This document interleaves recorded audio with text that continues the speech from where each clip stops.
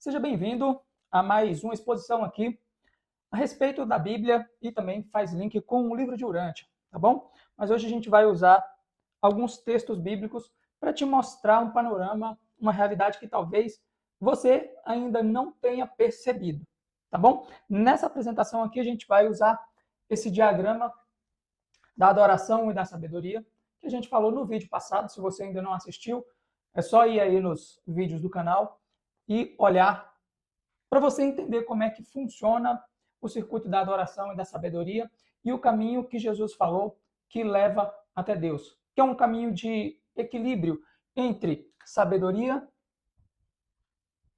e adoração. Só para dar uma resumida aqui, sabedoria e adoração são coisas diferentes. A sabedoria é a capacidade de coordenar o ser humano, tanto o conhecimento quanto outras características, como a intuição, como o senso gregário do ser humano, como a coragem, como o conselho, como o conhecimento. A sabedoria, ela é cumulativa, nós vamos acumulando, assim como também a adoração, tá? De maneira que a gente nasce desprovido de sabedoria e adoração, e se nós formos nos desenvolvendo nesses dois eixos aqui, nós vamos conseguir chegar a 100% em cada um deles, tá bom? Então, posso me desenvolver em sabedoria e adoração, justamente o que me diferencia, o que nos diferencia dos outros seres que não têm esses circuitos aqui. É o que nos torna humanos, seres evolutivos. Quem terminou esse trajeto aqui foi Jesus. E ele fala que realmente esse aqui é o caminho. É um caminho entre você desenvolver sabedoria e adoração de maneira progressiva até chegar lá em cima. Mas o que eu quero te chamar hoje, nessa apresentação aqui, a gente vai entender um pouco mais a respeito da criação, onde a gente vai nos transportar aqui para Gênesis 1:27, tá? Então eu tenho aqui, ó, a primeira citação é Gênesis 1:27. Você vai dar uma olhada aí na sua Bíblia e vai entender isso aqui. Deus cria o homem no sexto dia, tá? Esse homem que Deus cria aqui, ele tem um objetivo. O objetivo dele é encher a terra e dominar a terra.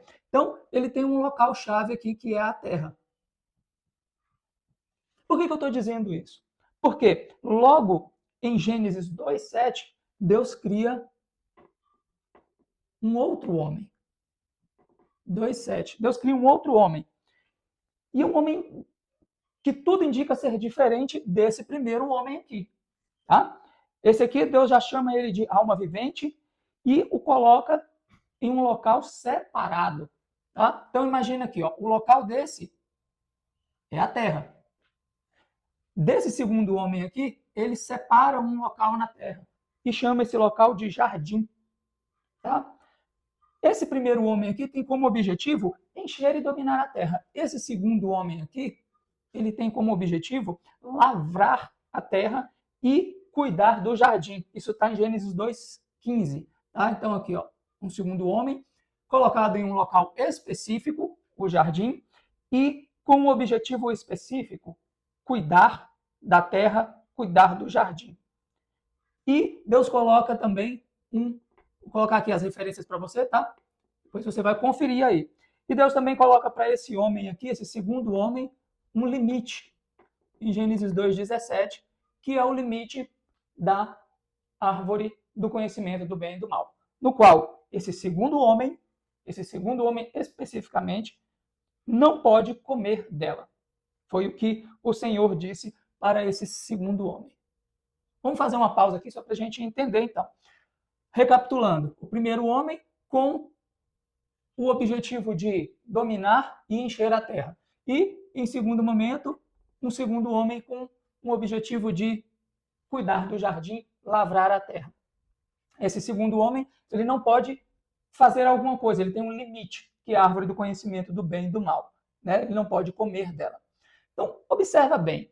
Aqui, nesse gráfico, a sabedoria é a questão de eu conseguir ajustar todo o meu ser e ir adquirindo conhecimento, esse conhecimento sempre ajustado com outras características, mas ao mesmo tempo a gente tem aqui o circuito da adoração, que eu falei no outro vídeo, que é o quê? É a capacidade de a gente devolver a glória a Deus, dar a glória a Deus. Jesus, ele mostra lá em João 17:4, que ele diz assim: eu te glorifiquei na terra, completando a obra que me destes para fazer. Ou seja, Jesus mostra para a gente que a forma de glorificar é fazer o que Deus manda, ser fiel. Tá? E aqui, quando existe um limite para o homem, Deus está colocando diante desse homem também a capacidade dele demonstrar fidelidade a esse limite. Ou seja, está dando a esse homem a capacidade de exercer a adoração. Nesse momento, esse homem ele pode se desenvolver nesse eixo do gráfico. Você consegue entender isso? Porque se eu não tenho um limite, como que eu vou adorar a Deus fazendo o que ele me propõe? O que Deus propõe para a gente são limites, onde a gente pode, a gente não pode, o que a gente deve ou o que a gente não deve fazer. Tá? No caso aqui, a árvore do conhecimento do bem e do mal representa esse limite. Consegue entender isso?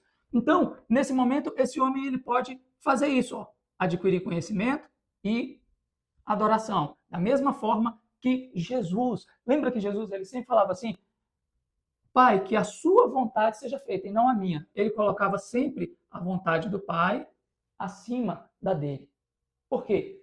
Uma demonstração de fidelidade, uma demonstração de que ele queria devolver a glória para Deus. E isso é adorar a Deus. Então aqui já fica um conhecimento prático para a gente usar na nossa vida, né? A adoração ao Pai é nas nossas tarefas diárias. É em eu ser fiel a Deus. Mas como eu vou ser fiel a um Deus se eu não conheço? Buscando sabedoria. Então, quando eu busco conhecer a Deus, Deus se revela a mim e me dá a oportunidade de adorá-lo em espírito e em verdade, em meus atos do dia a dia. Não em templos, não em locais específicos, como a samaritana falou para Jesus: nossos pais adoram nesse monte, você está falando que o certo é adorar em Jerusalém? E Jesus disse para ela: vem hora, e já chegou, em que os verdadeiros adoradores adorarão o Pai em espírito e em verdade, em conhecimento e adoração. Sempre crescendo para tornar-se alguém com uma estatura espiritual elevada, assim como foi com Jesus. Beleza. Então esse homem aqui ele tem um limite. Esse homem aqui, ele está em um jardim e ele é diferente desse homem aqui. Já em Gênesis 3, vamos aqui para Gênesis 3. Gênesis 3:1 aparece mais uma figura aqui nessa história, que é a serpente. A serpente, aqui diz que ele é o animal mais astuto da terra, e ele tem aqui em Gênesis 3:5 uma interação com Eva. Uma interação pela qual ele sugere a Eva que ela não precisa obedecer o limite estabelecido por Deus. Depois você lê aqui, Gênesis 3:5. Ele pergunta primeiro para Eva o que Deus disse, e aí ele sugere: não é bem assim. É porque Deus, trocando em miúdos aqui, ele diz assim: é porque Deus não quer que você se torne como ele. E fala assim para ele: você não precisa obedecer esse limite. Entendeu? Então, quando a gente perde essa capacidade de obedecer o limite estabelecido por Deus, nós deixamos, na verdade, de cumprir a fidelidade. Nós deixamos de evoluir em adoração, que é um dos circuitos que nos torna humanos e potencialmente divinos. Mas o fato de deixar de obedecer a Deus não me impede de continuar evoluindo em coordenação de todos os meus sentidos e aquisição de novos conhecimentos, ou seja, crescendo em sabedoria. Eu só não vou estar devolvendo a glória para Deus, eu só não vou estar fazendo a verdadeira adoração. E eu posso sempre crescer aqui, ó, em sabedoria. Posso nascer sem nenhuma sabedoria e adquirir. Essa sabedoria aqui, ó, quando ela é elevada, E quando eu não devolvo a glória a Deus, eu me torno soberbo. Eu me torno conhecedor e engrandeço o meu ego. Lembra que eu falei no outro vídeo que aqui, ó, quanto maior a adoração, menor o ego. Aqui, ó, 0% de ego. E aqui 100% de ego. Nesse aqui, ó, o homem com muita sabedoria, ele se vangloria do próprio conhecimento. Ele não quer devolver a adoração a Deus. Qualquer semelhança aqui com a religião institucionalizada não é mera coincidência, tá? Aqui você vê os religiosos que tentam adquirir conhecimento e usam todo esse conhecimento para se autopromover, para ganhar destaque social, para se colocar acima das outras pessoas como um líder religioso. No momento em que Jesus ele demonstrou totalmente o contrário. Quanto mais ele aprendia de Deus, aqui na terra, ele sendo Deus, ele se desprendeu da sua divindade e veio cumprir esse caminho, certo? Quanto mais ele aprendia, ele relembrava quem realmente ele era, ele se doava mais, se tornava mais fiel, se tornava mais obediente ao plano divino, mesmo que isso lhe custasse a vida na cruz. Aqui, quando o ser humano se desenvolve apenas em sabedoria e não devolve a glória para Deus, em obediência aos limites estabelecidos por ele, o homem se torna um ser que se acha digno de um cuidado especial de Deus. Ele se acha um filho separado de Deus, algo diferente dos outros homens. E ele se coloca acima de outros homens. Isso aqui, ó, representa bem os religiosos. É por isso que essa ideia aqui, ó, de adquirir conhecimento, adquirir essa sabedoria, entre aspas, aqui, ela persuade o homem a ficar cada vez mais egocêntrico. Mais egocêntrico. E foi o que a serpente falou aqui para Eva. Não precisa você obedecer esse limite. E a gente sabe pela história que Eva acatou e ultrapassou o limite. Ela deixou de adorar a Deus e buscou uma vontade do ego dela, que era se tornar mais conhecedora, se tornar mais consciente e se tornar como Deus. Você consegue entender isso aqui? Então, nós vemos aqui, ó, em João 8:47, Jesus diz assim, ó, os filhos de Deus são aqueles que ouvem a palavra de Deus. Ouvem no sentido de obedecer. Ouvem a palavra de Deus.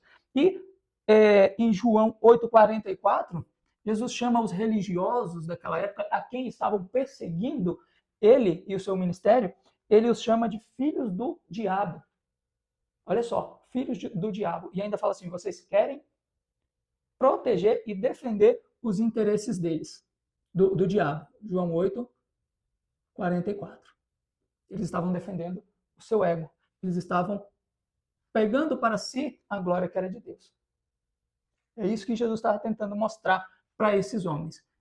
Quando a gente segue a Deus com fidelidade e obediência, nós nos desenvolvemos espiritualmente. Quando nós nos desenvolvemos em conhecimento sem devolver a glória a Deus, nós nos tornamos filhos do diabo. Como Jesus está dizendo aqui. Estou falando isso por mim. É o que está escrito, depois você vai olhar aqui e conferir. Leia todo o capítulo para você ter realmente noção do que eu estou dizendo aqui.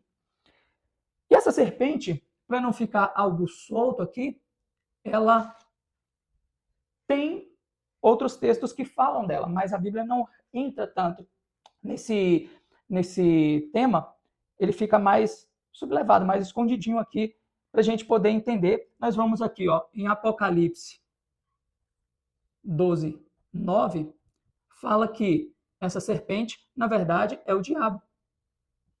É o diabo. E diz que essa serpente, aqui em Apocalipse também 12, só que no verso 11, diz, no verso 12, na verdade, diz que ele está preocupado porque sabe que falta pouco tempo para ele.